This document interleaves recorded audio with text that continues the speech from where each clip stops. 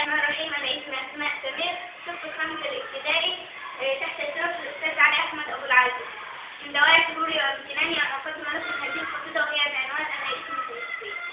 فلسطيني فلسطيني أنا اسمي فلسطيني، لبست اسمي على كل الميادين، يقسم ظهري ويسمو على كل العناوين. حروف اسمي تلاحقني تعايشني تغذيني. تبث النار في روحي وتنبض في شراييني. جبال النار تعرفني مغامرها وتدريني. فزدت الطاقة الكبرى وقلت لأمتي كوني. صلاح الدين في أعماق يناديني، وكل أمتي للتحرير تدعوني.